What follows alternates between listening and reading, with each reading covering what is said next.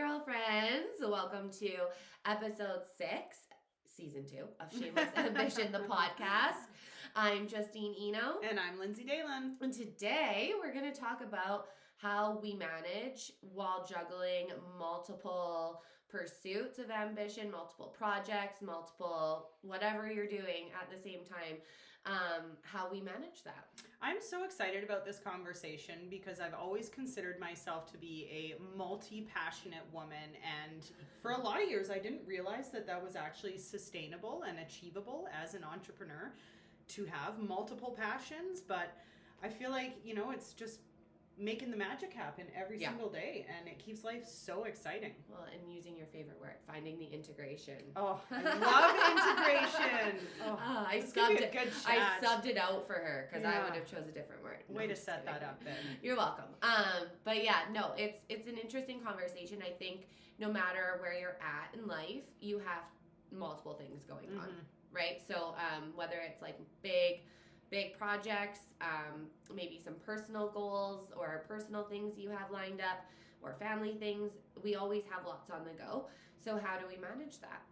Well, I love to abide by the mentality of staying in my lane. However, I've realized that, my lane is kind of like a freeway, and I have multiple lanes that I, can stay in. But for years, it felt like I had to be in one career, one industry, working with one type of clientele and on one type of projects. And that's just really not the case when you're a passionate woman and you want to do multiple different things. So for me, so much of that comes down to scheduling. Yeah. I'm an organized person. You're such an organized person. I've always been, though. Yeah. Remember in school when you used to get your agendas your that was the best. So exciting. Or the smell of new pens. Anyway, but yeah, I've always been that kind of person to keep my life in order. I know that literally if you looked at the notes on my phone right now, I have a blank one that I fill out every day for my daily to-do list. And there's some stuff that's the same, like feed the kids, feed the dogs, don't forget. But that way, if I'm going through my week, I can start a list for and be like, oh, Friday I have to do that. Right. And I can throw that in my Friday list, and I don't forget it Tuesday, Wednesday, Thursday, and then don't do it Friday. You've scheduled it. It's there. Yeah, I put that reminder in for myself. Sometimes I think a lot of other women are like this, where we'll just be sitting in a quiet time, watching something on TV, and then the thoughts, right, start coming in. It's like, do this, do that, do this, do that. Don't just write them down. Totally. As they're coming in, even if it's on a scrap notebook and you've put it in something more formal after, write it down because you'll forget. Oh, absolutely. It's inevitable. So I have to write scheduling everything down. Scheduling and to-do lists and notes and time blocking, and these are all effective strategies that we know that but we do know that they work when managing multiple projects at a time. Yeah. One of my favorite strategies right now is getting into a headspace daily. So I work with a multitude of different clients, but I try to schedule my days so that I'm only working on one client project in a day. Yeah. And I can just get into that headspace, dive into that project and everything that needs to be done for it, and then you can do half days if you have to. Totally. Mornings this, afternoons this. So you always give yourself, I've noticed, an hour. If you have to switch in between two of your passions or two of your projects, you always give yourself a little buffer time, whether it's a drive or whatever, to switch your brain into the other mode or whatever. Switch lanes. Lanes, that's right. Yeah. One of my favorite things to do too, if I have to alternate between two different modes in a day or two different projects or just kind of headspaces, I like to change my outfit. And I know that sounds kind of maybe like a lot of work. I don't know, but I need to feel confident in how I'm presenting myself. And so I know that if I'm moving from, the fitness studio in the morning into corporate meetings in the afternoon, I'm going to take that hour, that buffer hour, to just refresh, reset, put my lipstick back on, and get ready for the whole change of pace. Always wipe the eyeliner out underneath your eyeballs. Yeah. It's key though. switching hats, right? So switching outfits, switching Exactly. hats, so it gets you in that different mindset. Well, and we've kind of talked about this before when we've talked about like going to networking events and walking in the door and kind of turning the switch on as far as just getting into the headspace and getting into that mode. I think so much of being able to manage multiple passions and projects is that when we sit down to give our attention and energy to something, that we switch it on and we're there and we're present, and we don't allow that kind of like monkey mind to come into play with all of the other things that you need to do, but just to focus on that one thing in that moment. Yeah, you do have to have like dedicated time to each passion or each project that you're working on, and be able to put the blinders on to the other ones, because they don't matter in that moment. That's right. Unless something's on fire, you know, like you really got to put that fire out. But you have to put the blinders on to be able to make sure that each one of your passions or your projects are getting the attention they need and the undivided attention they need. Because if not, one's gonna be stronger than the other, or whatever, however you want to look at it. Well, it's kind of similar with like relationships, right? You want to make sure that when you're present with your kids, you're present with your kids, and you're not missing that time with them, because that's the whole point of being a parent, is to be present and to be engaged with them and to be able to really listen to them. And I think that that goes so far in our relationships, to be just wholly there. And when we're working on a multitude of different things, it can be easy to get lost in all of the other things that we need to do. So just starting by showing up and deciding to be present is one of the most effective tactics I've used. Yeah, and I mean, you have to also like be realistic in like setting your passions and your projects. Like, it's okay to put something on the back burner for a little while. That's right. If you need to, or say no. All those things. You have to be able to be realistic about it. So yes, you can drive in many lanes, but there is too many lanes at some point where you're gonna just like have a giant car wreck, and then they all fall apart, right? Yeah. So you do have to be, and then you kind of set yourself up for failure or like disappointment to yourself, and then that's never good either. So just making sure that you're realistic with what you can actually obtain in your day, your week, your month. Setting those expectations not only for yourself, it's for your family, the people that are in your life, for your clients, whoever you're working with. The more realistic you are with the expectations and the better you communicate them to all the parties involved, the easier it is to actually manage all those different lanes. And clarity, so that everybody knows what direction you're going in. Yeah, and I always I don't know if this is like a good thing to do, so I don't know, maybe don't take this advice if you I don't know. But what works for me, scheduling or like giving a deadline, I always give myself grace in that. So if I don't know, I was working on a project for a company or something, I would be like, I'm gonna be done by this date, and it would usually be 2 to 3 weeks longer than I actually think it's going to take me. Because one, they're super stoked when it comes early. That's right. And you give yourself a little bit of grace. Yeah. In life. Like that can happen, and things, setbacks, things that you don't really expect. So same with scheduling. Obviously sometimes we know how long a meeting or an appointment is going to take, but if we don't, I just usually give myself an extra half hour from what I think it is. So that I don't overflow my day. That's right. Yeah. Well, and I think it's just realizing our own limitations, realizing what we're capable of, what we can handle in a day. I know for me that I just can't do more than 3 meetings a day. It just doesn't work for me. I'm checked out by that 4th one. I've done it so many times.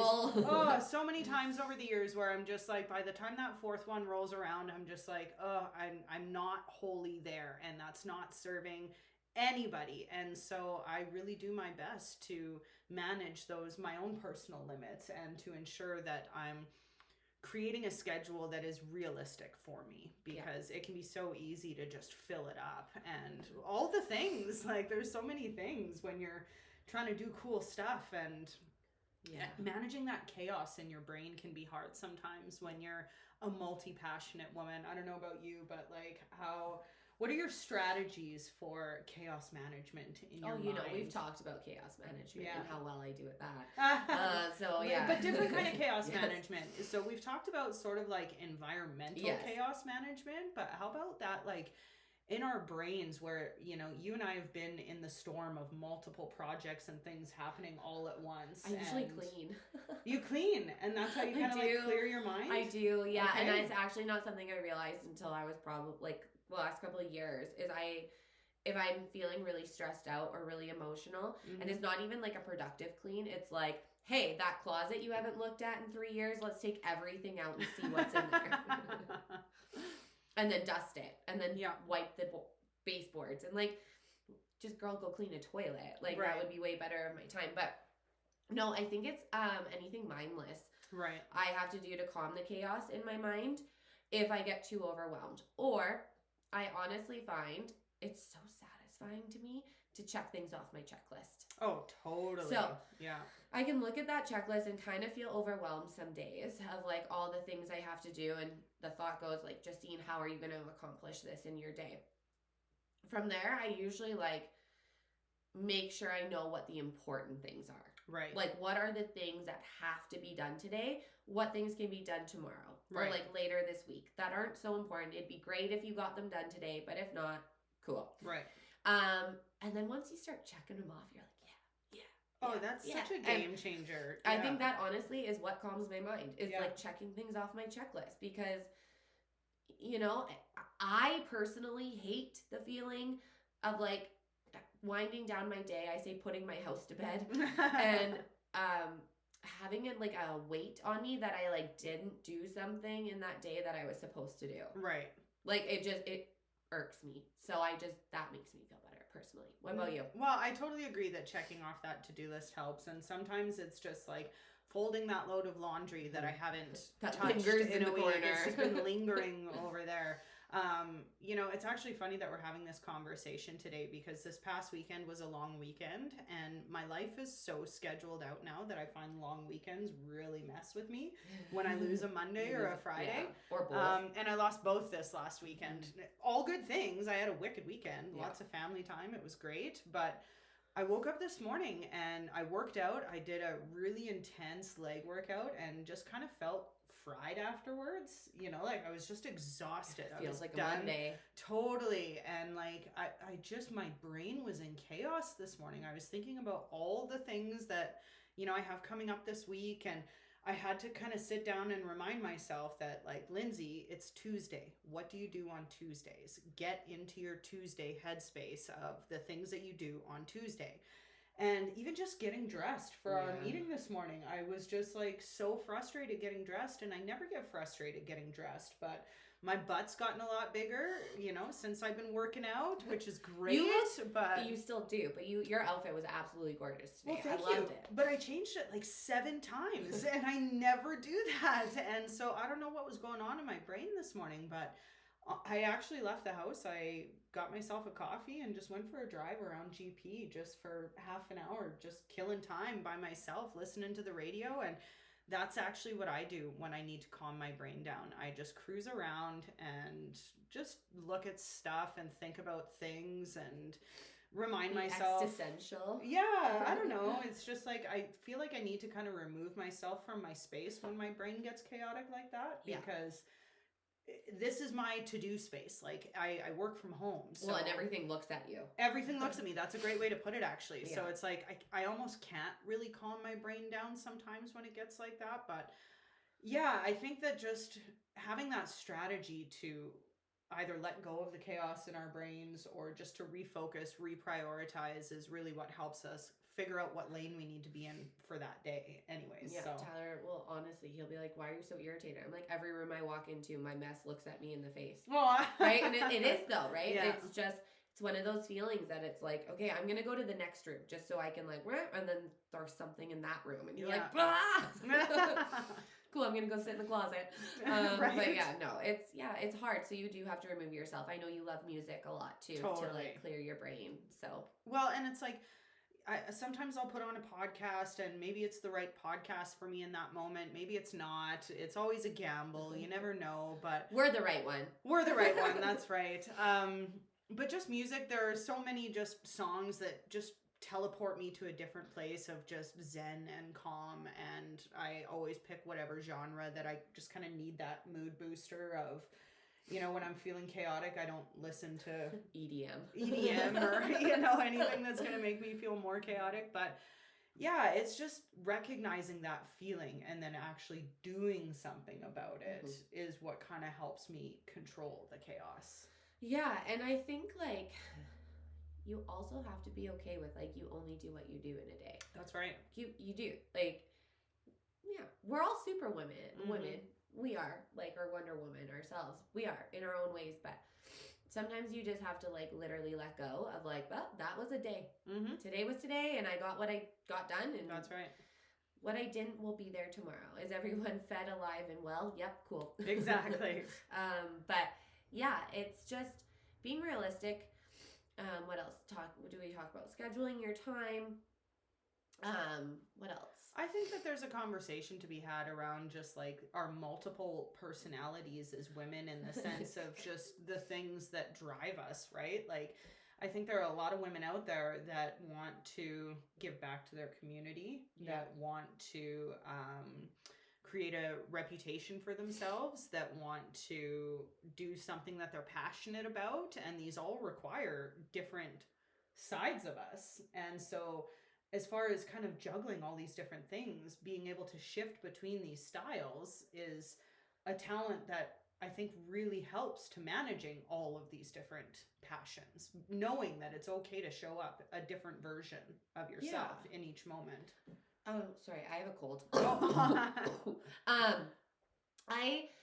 I agree with that full and wholeheartedly, but I do believe in each version of yourself, you're gonna have you, right? Oh, of course, yeah. Lynsey is like, you can tell whether Lynsey's in a spin class or she's hanging out with me on my couch, or we're podcasting, or we're at industry night, or whatever she's in, sales mode, whatever mode she's in, it's still Lynsey. Right. Like, you're you, but your demeanor changes a little sometimes, right? That's right. So, and that, it's nothing bad with that at all. And I think I agree. So like, it just depends on where you're walking into, and really, if you're passionate about it, it should be easy. That's what I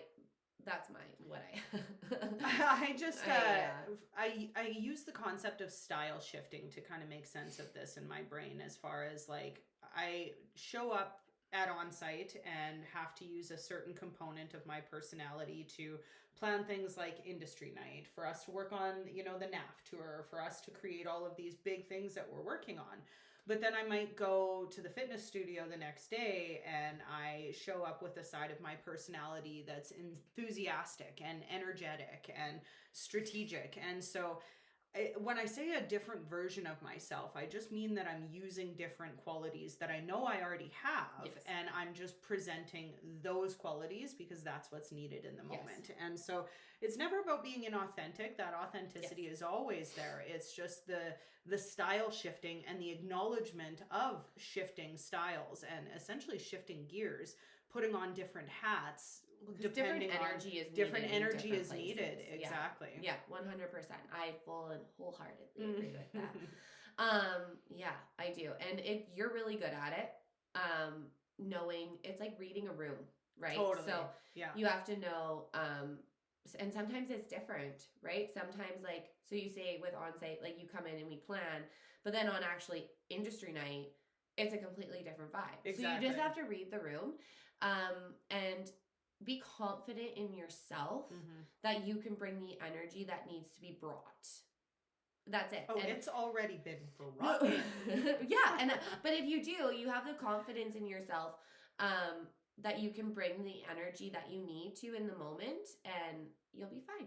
Well, and when you have that safety and security and knowing ahead of time, just like, okay, this is what I'm going to bring to this moment and this endeavor, you walk in just exactly that, feeling more confident, able to seize the moment in a more effective way because you know why you're there and you know what you're doing there. I think that there's nothing that drains us more than being stuck doing things that we're not passionate about or that we don't want to do. Like, I don't do anything I don't want to do anymore. And it's just the most freeing thing. We still clean toilets, guys. We do still clean toilets, But, no, those are just chores. But yeah, I mean, in career for sure, and life-wise, you don't do anything you don't want to do. And I mean, you could get real, like, philosophical about it and be like, why would you? Like, you know, if it was Right. your last day on earth, do you really want to spend it doing something that you dislike That's right. a lot?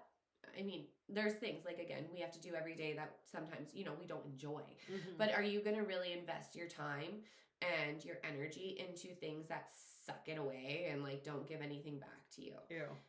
Right. Like, Yeah. you know, it's change is scary. I hate change, so I'm all with your girlfriends on that. But if you're not happy or passionate about what you're doing, the change is necessary.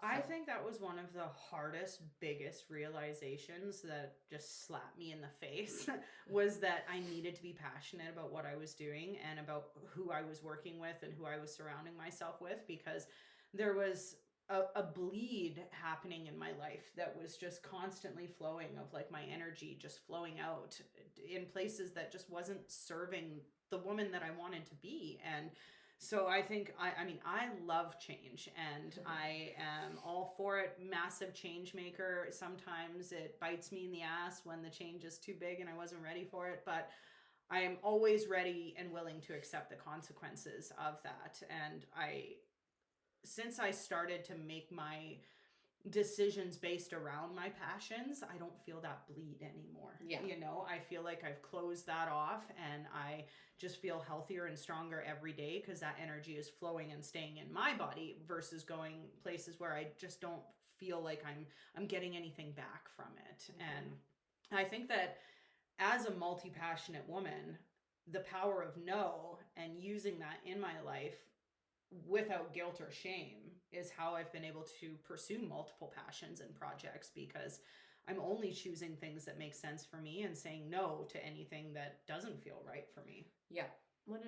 And just, I mean, no doesn't, I mean, we've said this a lot, right? And no is a sentence in itself. It can just be no. It That's doesn't right. really need an explanation. It doesn't need a why. It's no, it's just no. No, thank you. Mm-hmm. I mean, I prefer no, thank you. Like, right? But no, it's, yeah, you can say no and feel okay with it for That's sure. right. We need to, like, I think all of us, I'm a people pleaser, so I say yes a lot. But I think it is a very good skill to have, to be able to say no. For sure.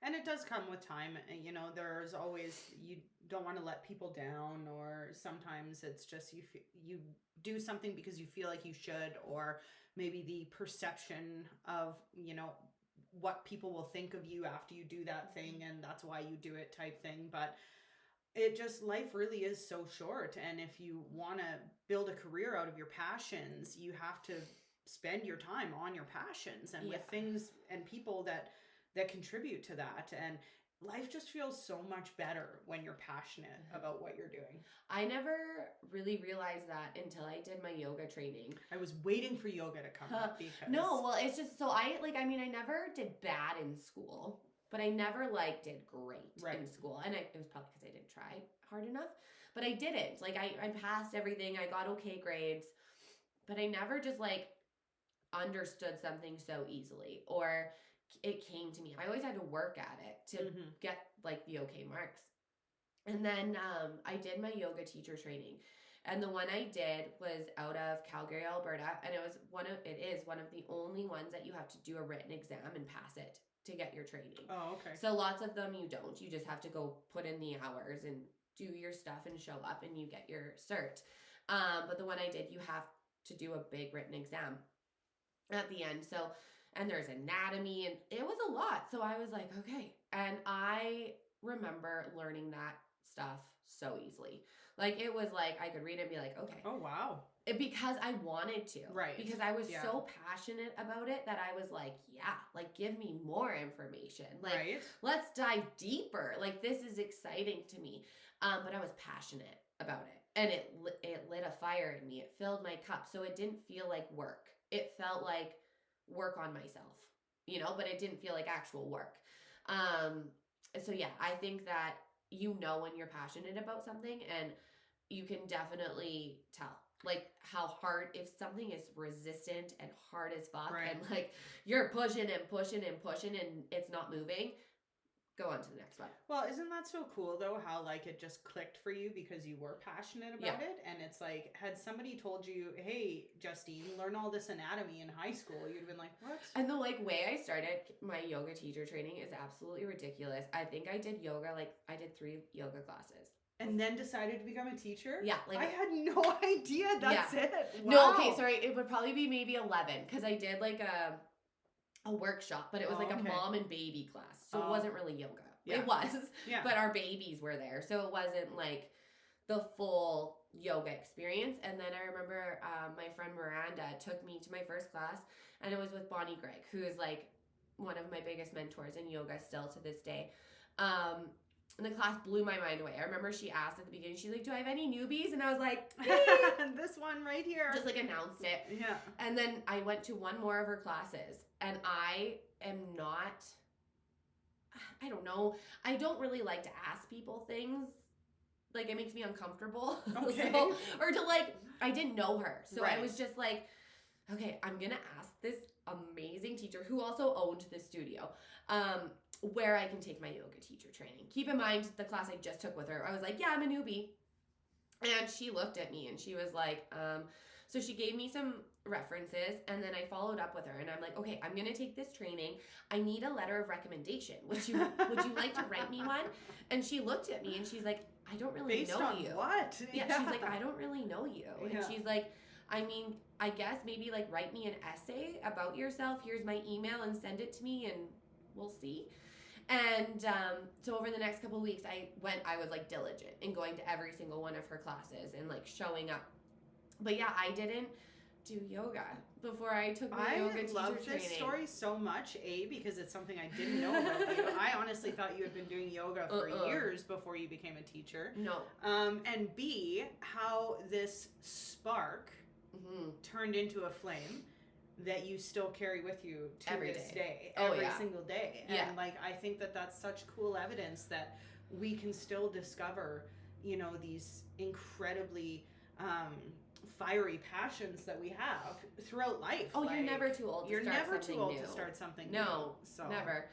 Yeah, and it changed my life for the better. And I continued on, and as soon as I finished my training, I went back to Bonnie, and she gave me a job. And I mean, we still talk all the time, but I couldn't believe. I still sometimes I'm like, dang girl, like where did those balls come from? Just like you should get those more often. But like to walk up to her and just like really put myself out there in such a vulnerable way, I think was like so big for me. Right. But it goes to show if you're really passionate about something and you really feel it in your body, you will do anything to make that. Absolutely. To accomplish that. Everything is figure outable. You'll push through boundaries and walls that you never thought you would before. And like, I mean, now Justine's a boss at just introducing herself to people. It's awesome. Like, you're like my take anywhere kind of friend that I just don't have to worry about you when we go out because you'll just talk to people and I love it. I love talking to people now. Yoga, again, it just opened up such like a big part of my heart. For sure.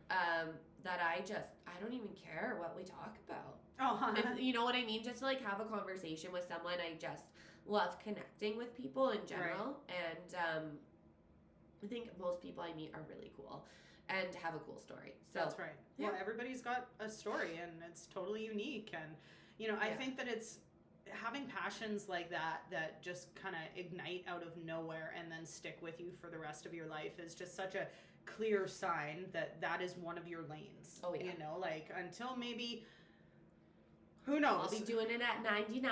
Right? And it's just like the highway's clear from there. It's like you can rest easy in that passion of yours that anytime you're spending time in that lane, you're going in the right direction. Oh, I mean, like, I can go at home. I did a flow the other day, actually, and walking down my stairs after I was done, like, waddling, and it was in a very energetic flow because I'm pregnant, so it was, like, it was chill, but I was like, like, my cup was filled, and it wasn't in a class. It wasn't with anything extravagant. It was, like, my mat rolled out upstairs and some music, like, but it can be anything for you, right? So it's like, I mean, yoga is something more that an activity that I do that I'm passionate about. But if you're pursuing something like a career goal or project goal or whatever. It should make you feel like you're lit up. Well, Like, and I think that it's so nice that you have this passion of yours that you can kind of step in and out of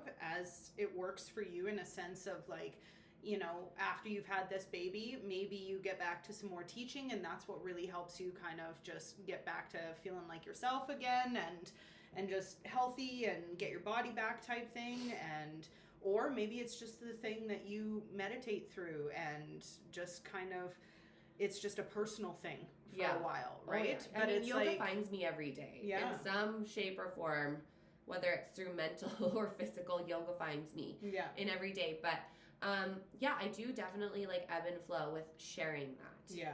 And that's okay though, because if you're any sort of giver in the sense of yoga, or maybe a massage therapist or a therapist, or just someone who like really is in exchange of energy with people, it's a lot. Right.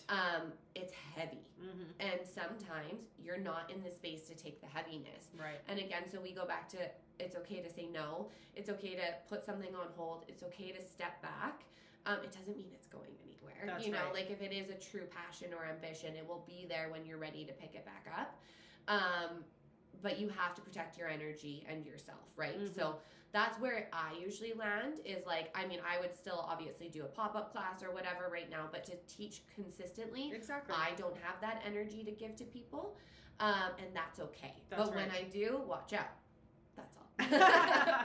Well, I mean, yoga for you is kind of similar to how I feel about supporting ambitious women and building up women's sales skills and confidence, because I know the power that it has when they start to make these shifts in their lives. And I really find that to be a really powerful energy exchange, where it's like I get to help bolster them up, help them succeed. And honestly, girlfriends, I don't care if you out succeed me, if you outwin me, I just want to see you winning. And that's really where I drive so much of my passion to keep showing up, because it's like, I love seeing women doing cool things. Totally. I love seeing women winning. I love seeing women happy and succeeding and healthy and, you know, living in their own little world, staying in their own lanes, and it just absolutely lights me up. And if you would have asked me 5 years ago if this would have been what drives me right now, I would have said no, because I always thought that I had to be in more of a traditional lane,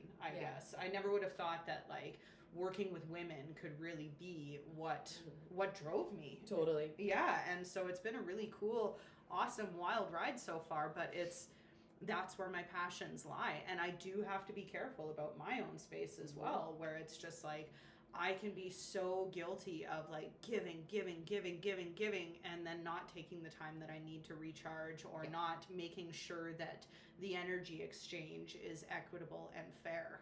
It has to be, guys. It does have to be. And it's okay if like at some points during that, so whether it's a relationship or whatever, a job or however you want to look at it, it's okay if one's giving more sometimes than the other. Yeah. But the other always has to give at some point. Like it has to be a give and take, right? So it doesn't always have to be at the exact same time that you're giving the exact amount of energy, you know, but it does. It has to come back. Like it does. Yeah. If not, you'll figure it out, obviously, because it'll drain you, and then you'll be like, oh, okay, it's not great. And it's maybe you're working on something that you're really passionate about, but there are all these other factors or people that are making it a not pleasurable experience, and then you have to kind of ask yourself whether or not you are in the right lane, whether or not this is right for you. Just because you're passionate about it doesn't maybe necessarily make that the right thing.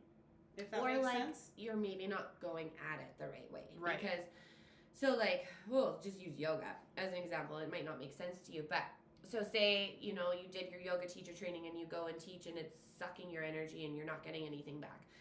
Maybe that's not your lane. Maybe you go teach yoga to seniors, or you know what I mean? Right. Or you teach online, or you don't teach at all and you just do instructor teaching. Right. Like there's so many ways to come at your passion. So I was just using yoga as an example because it was easy for me, but anything could be like that. So you might just be hitting it at the wrong angle. Right. And it might not be moving.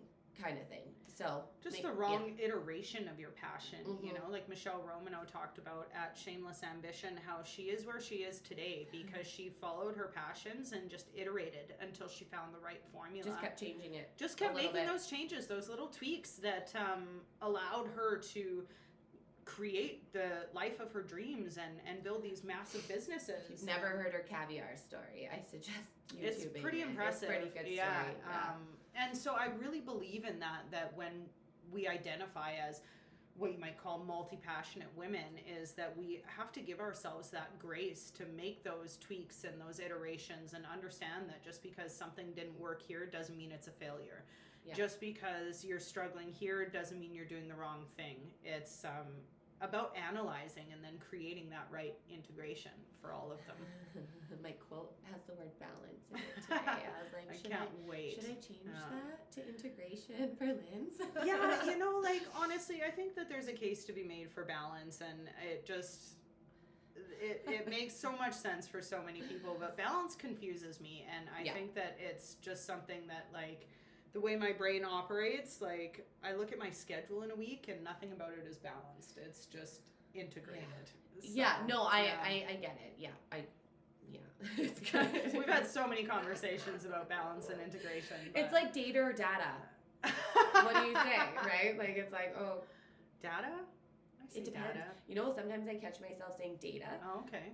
But I think that's from, like, the on-site people. Oh.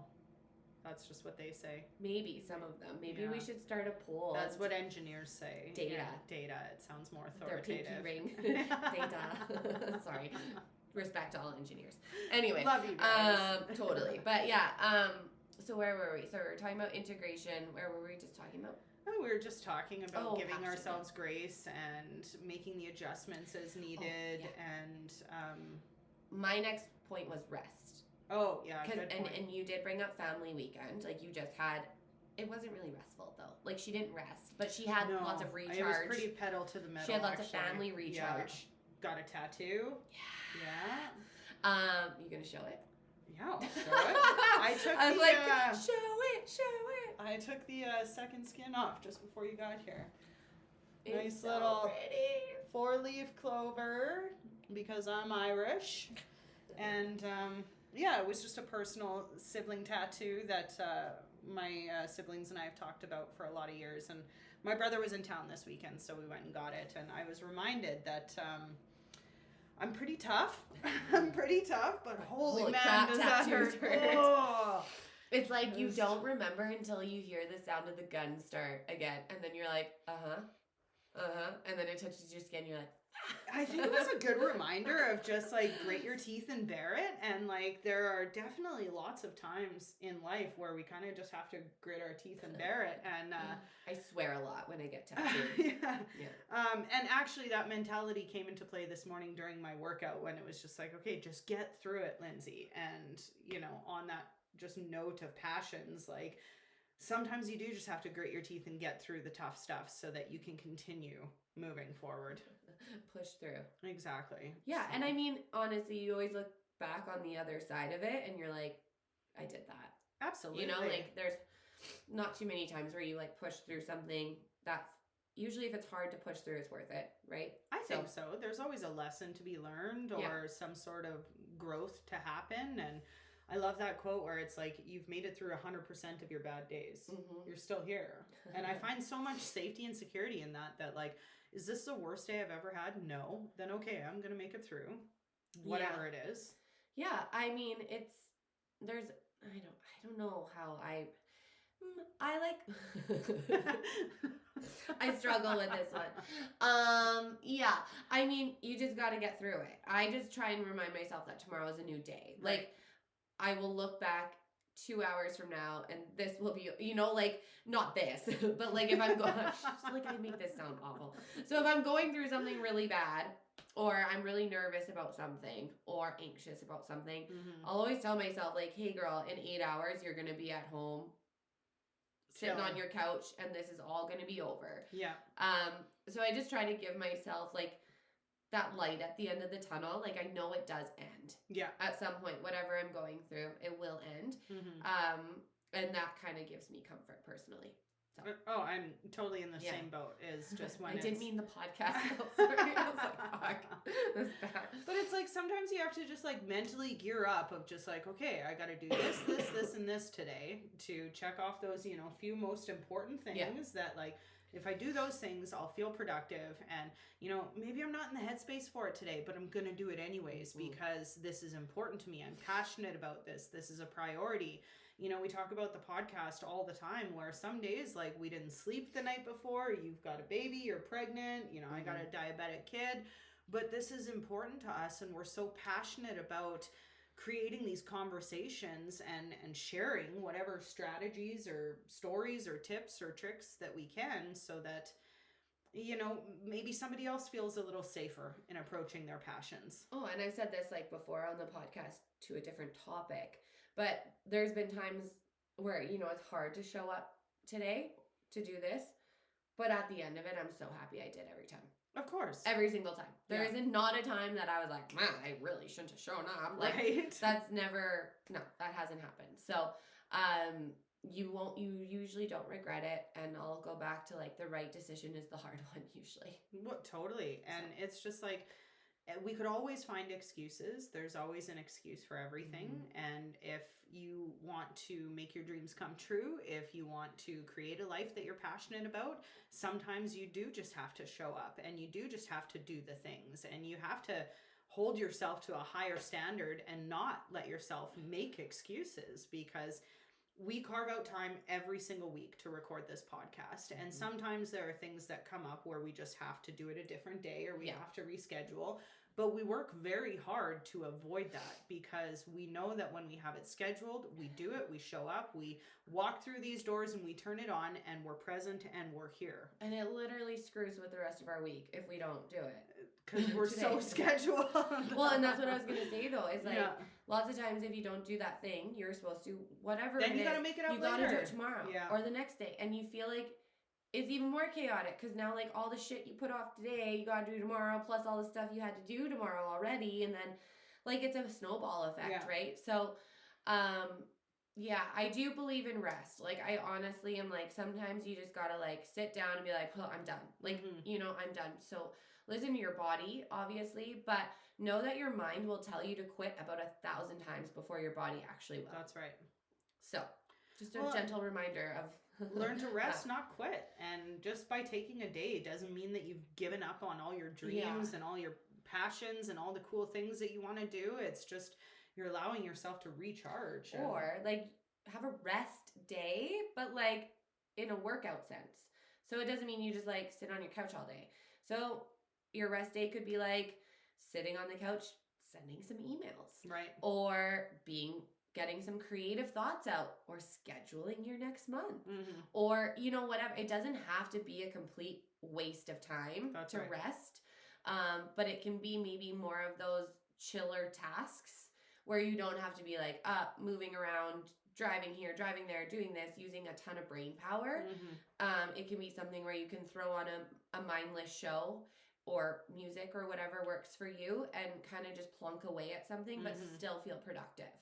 Those are usually my like content days where I'll sit and just like create content and schedule it and, you know, do some social media engagement. And when I know that I need one of those days, I actively give it to myself in my calendar. And they're typically my Mondays. It's my business development day where I'm just home and I don't have to get dressed that day. Me Mondays, where it's just like I do the things that I need to just focus on for my own sanity in my business. Well, and like you said, like you do a lot of content on Mondays as well, right? So it's not useless time. Like you're like literally saving time for your week. And I love to do things that future me is going to be grateful for. Me too. Like it's my favorite thing ever to do, where it's like if I tell myself, Lynsey, future you is going to be so stoked that you did this in this moment right now. Like last night, I almost didn't clean my kitchen before I went to bed. You would have been so mad this morning. I would have been pissed. Yeah.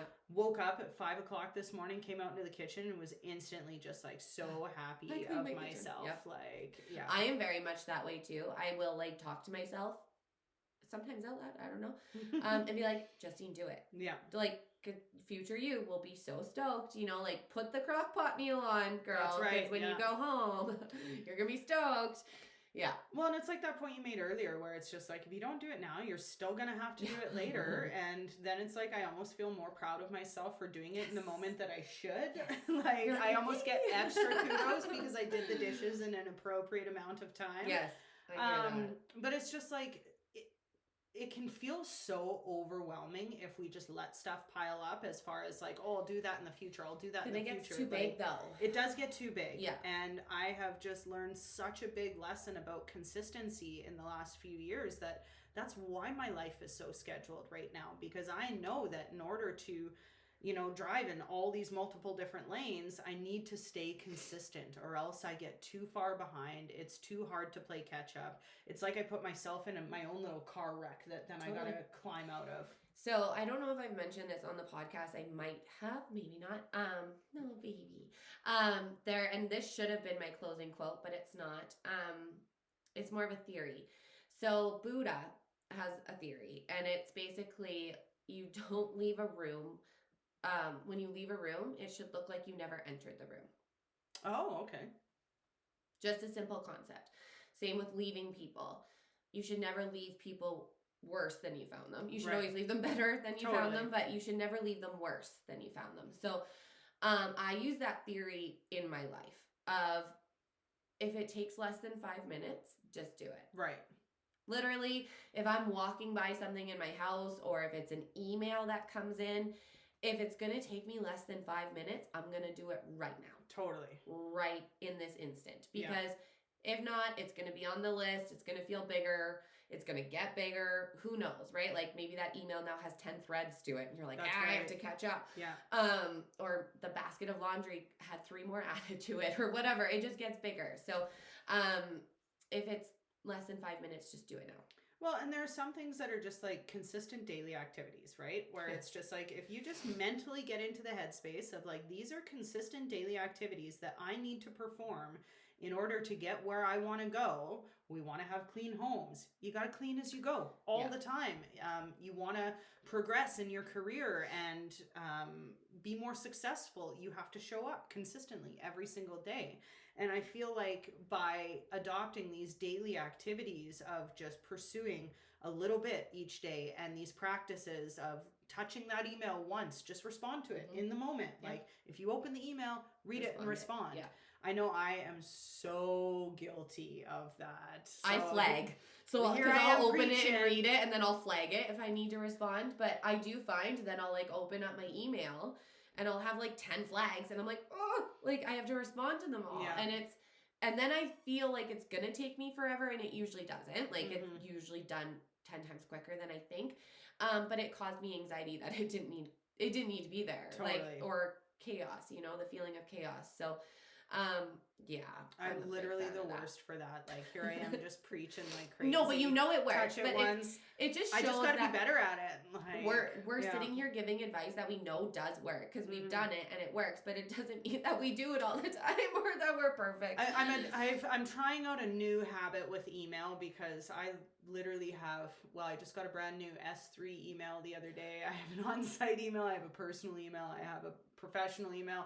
And so I have a bunch of different email addresses and I've started time blocking because that's my new thing these days, in the morning and in the afternoon emails so that I'm responding within a reasonable period of time. But I've found that my emails can be so distracting if I'm checking them on the go throughout the day and then I lose presence in the moment with where I'm at. Like, you know, we were sitting in a meeting this morning and I'm like checking my grocery order. Well, I had my computer in front of me as I always do because I take notes like crazy during meetings, but it can be so tempting to just like check my email and I just know that I can't because I need to be present. And the second I'm pulled away and then I'm half in this email, half in the conversation, that's not productive or respectful to the people that I'm there with. Exactly. Yeah. And so I really try hard to just avoid my email during the day so that I can focus on my meetings or the podcast or whatever I'm doing in that day. I can give my attention and energy to it.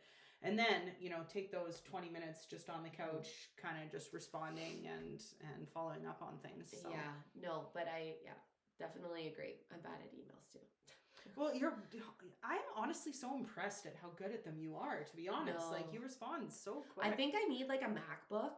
I think you do too, actually. Yeah. Tyler. Yeah. Hey. No, just kidding. Yeah. But I have a really nice computer. I think it's like a MSI gaming computer. I don't freaking know. It's one from Onsite. Like makes sense. It does way too many it all makes data sense things that I don't need it to do.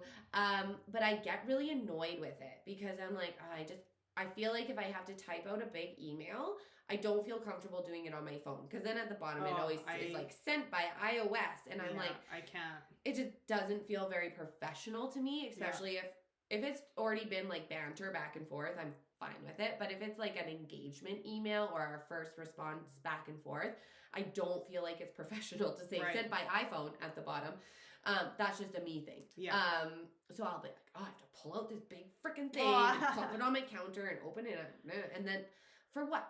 A 5-minute email? It drives me nuts. But I'm not gonna lie, it would make my life so much easier if you just had a MacBook, and I'll show you all the little things. And all right, guys. But I carry my MacBook Stay everywhere tuned. with me, and so it's just like it's so productive because I agree. I don't like sending emails from my phone where it's like, oh, okay, if I'm somewhere and I've got 5-10 minutes, I just pop it out and can respond to a few things. But my MacBook is my life. My life. Everywhere. Exactly. And so for me, that is literally like the integral key to me being a multi-passionate woman, is being able to just have every thought and creative idea and strategy that I know in this computer. Yeah. I mean, in the cloud. Yeah. Well, whatever cloud it is. We don't know where it goes. It's up there. Somewhere in the clouds. But no, yeah, mine's like I have books. Mm-hmm. So maybe if I got a MacBook, I would replace all my other books. All your other books. Hey. Okay, stay tuned because now I'm going to have to go get a MacBook probably. So. Yeah. It's a business expense, Ty. Kyle, I'm sorry. Yeah. Just don't send him that one. All right. My quote is a yoga balance quote today, but here's why I wanted to talk about it a little. Lynsey, of course, likes the word integration a little bit more. I want you to interchange them here because really I'm meaning it the same way she's meaning integration. Anything you do, in my opinion, in life has to have some sort of balance or integration to it. Right. Whether it's just your family or family, career, whatever it is, right? You have to have balance, and you have to also like include your self-care into that integration, right? So there's a lot for us to integrate and balance together. So this quote goes as this: balance is not something that shows up one day and is there to suddenly stay. It is the result of creating moments of mindfulness and gratitude throughout your day. That's why it's called a practice. It never ends. I love that. And here's why. Because it's like balance acknowledging that it's not there to stay. No. And that's always been my kind of root issue with it, is that like just when you feel balanced, it's gone. Gonna tip. Something just throws us off, and that's just life. But that quote actually kind of perfectly summarizes the integration of balance into our lives and finding those moments where it's like we are mindful and we are aware and we're present. And I love that. Yeah, it's really important. And I mean, my favorite part of it is like it's a practice, right? Like it's some days we're going to flop and fall on our face, and the integration or the balance is going to be a wipe. That's right. And that's okay. Yeah. Like you're going to just have those days. And they're less often and they're less harsh when you just surrender. Totally. So, yeah. I think balance is a practice. And on that note, I want to say that passion is a practice. You know, we've been talking today about just balancing and integrating and juggling all the kind of passions and projects that we have as multi-passionate women. And it is. Pursuing our passions is a practice. It's a daily activity. It's a consistency. It's a mindfulness. And it's achievable for any woman who wants to go out there and follow her passions, whatever lane you're in. Show up for yourself like you would show up for your best friend. Oh, yeah. I love Straight that. Because, I mean, it's hard. It's sometimes hard, right? When we're in the lane of our own passion and the only person we have to be accountable to is ourselves. Sometimes it's really easy to not be accountable. Yeah. Oh, I slept in. That's okay. I don't think the boss is going to be mad. But, But if it was for your best friend, it's Right. like you'd drag your cute butt out of bed and you'd go show Yeah, up. you would. So, So just treat yourself like that, in that mindset. And yeah, that's all I have to say for today. oh, I love it. I hope you have an amazing week pursuing all your big passions, girlfriends. We'll see you next time. Bye.